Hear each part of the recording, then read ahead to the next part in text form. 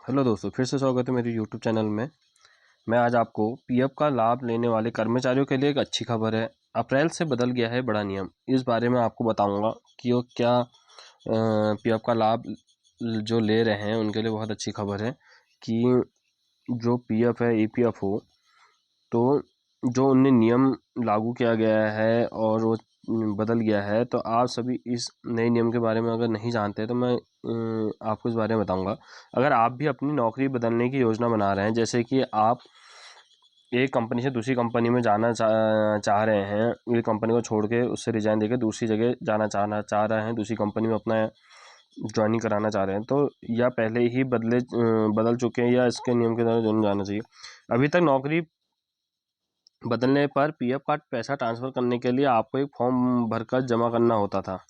जैसे आपको ट्रांसफ़र करना होता था ना, जैसे एक ट्रांसफ़र फॉर्म भरना पड़ता था पीएफ का, जो एक कंपनी का पैसा दूसरी कंपनी में डालने के लिए, तो एक ट्रांसफ़र का फॉर्म भरा जाता था, जो कि आपका पैसा एक कंपनी से दूसरी कंपनी में मर्ज होता था। तो पहले उसके लिए प्रोसेस करनी पड़ती थी। जैसे कि आपको एक बेसिक जानकारी मैं दे देता हूँ।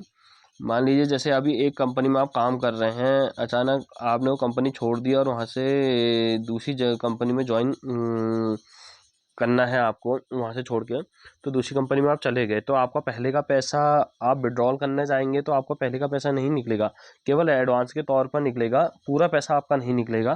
पूरा पैसा निकालने के लिए पेंशन और पीएफ दो चीज़ होते हैं, एक ईपीएस होता है, एक ईपीएफ होता है।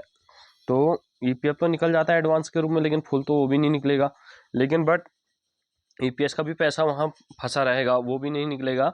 लेकिन हाँ, वो तब निकलेगा जब आपको दोनों का पीएफ, ईपीएफ और ईपीएस का पैसा दोनों को ट्रांसफ़र करना पड़ा होगा नई कंपनी में, तभी आपका सारा पैसा निकलेगा। और उसके बाद क्या बोलते हैं, उसके लिए पहले क्या प्रोसेस होती थी कि जैसे कि आप यहाँ से फॉर्म भरना पड़ा आपको ट्रांसफ़र का, तो उसी के थ्रू आपका पैसा जो होता था वो नई कंपनी में आपका ट्रांसफ़र होता था। जब वो फॉर्म भरते थे आप, ट्रांसफ़र क्लेम ट्रांसफ़र जो होता था ना, तब वो दूसरी कंपनी में मर्ज हो जाता था। लेकिन अब जो नई फॉर्मेलिटी ये है कि जो नए नियम आ चुके हैं, अब नए नियम के अनुसार नौकरी बदलने पर पीएफ का पैसा ट्रांसफ़र करने की ज़रूरत नहीं है, न ही इसके लिए विशेष फॉर्म भरने की ज़रूरत होगी। जो फॉर्म भरा जाता है वो नहीं भरना होगा और ट्रांसफ़र करने की कोई ज़रूरत नहीं होगी। वित्तीय वर्ष जो चल रहा है 24-25 में नौकरी बदलने पर पीएफ का पैसा अपने आप ट्रांसफ़र हो जाएगा। जैसे ही आप अपनी 24-25 में जो आने वाली है, ये जो नियम बदला है, ऑटोमेटिक ही वो ट्रांसफ़र हो जाएगा पैसा। आपको कोई फॉर्म भरने की ज़रूरत नहीं। जैसे कि अभी जॉइंट डिक्लेरेशन फॉर्म भी आ गया है उसमें, ऑनलाइन के थ्रू माध्यम से, उसमें भी आप चेंजेस कर सकते हो, बस उसको सपोर्टिंग डॉक्यूमेंट लगाना पड़ेगा आपको।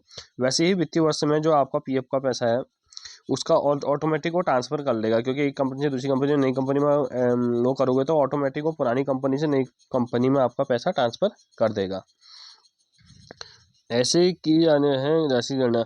रिटायरमेंट पर कर्मचारी की बड़ी रकम एक साथ मिलती है, जिसमें अपना योगदान और नियोक्ता का योगदान दोनों तरीके से ब्याज में शामिल होता है। कहने का मतलब है, अगर कोई व्यक्ति रिटायरमेंट हो जाता है तो उसका एक साथ जो कर्मचारी को जो होती है बहुत बड़ी रकम मिलती है, तो उसमें जो योगदान होता है, नियोक्ता का योगदान और दोनों तरफ अर्जित ब्याज शामिल होता है। मतलब जो भी आपकी पीएफ में वो जमा होगा, राशि जमा होगी, उसमें आपको ब्याज मिलता है। तो यह मानते हुए कि कर्मचारी का मूल वेतन और महंगाई भत्ता 15,000 रुपये है, तो ब्याज में 8.25% है।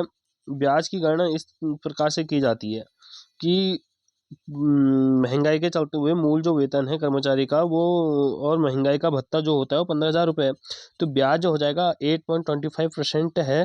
ब्याज की गणना इस प्रकार की जाती है, जैसे कि ब्याज भी मिलता है उसमें अगर आपका पैसा जमा है, क्योंकि एकदम हाई लेवल का पैसा अगर आप बाद में निकालना चाहते हो, पहले नहीं निकाल पाए हो, तो बाद में एकदम राशि आपकी अमाउंट जो होता है बहुत ज़्यादा ऐड हो जाता है, क्योंकि जिससे कि आपको एक साथ निकालने में आसानी होती है। तो वो सोचते हैं कि पहले ना निकालें, हम बाद में रिटायरमेंट के टाइम में निकालें अपनी नौकरी करके पूरी, और उसमें आपकी मंथली पेंशन भी लगती है, उसके लिए फॉर्म 10D भरा जाता है। तो मंथली पेंशन भी आपकी निकाली जाती है। तो उसके लिए भी आपको एक फॉर्म भरना पड़ेगा छोटा सा, कि आपकी मंथली पेंशन मिलेगी। अपना पीएफ को भी विड्रॉल कर सकते हो। अगर आपने 2-3 कंपनी में भी काम करा होगा तो उसका सारा पैसा एक कंपनी में आपको मर्ज करना पड़ेगा। अगर आप मर्ज नहीं करेंगे तो आपका कोई भी पैसा नहीं निकलेगा। विशेष इसका ध्यान दीजिएगा। अपनी प्रोफाइल चेक कर लीजिएगा। यूएन की जो प्रोफाइल होती है उसमें नाम, डेट ऑफ बर्थ और फादर्स नेम बिल्कुल अपने आधार कार्ड, पैन कार्ड और बैंक पासबुक की तरह सेम होना चाहिए। नहीं को आपका कहीं ना कहीं रिजेक्शन आप में कैसी केवाईसी होती है इस बारे की भी जानकारी मैं आपको जरूर दूंगा इस वीडियो के माध्यम से।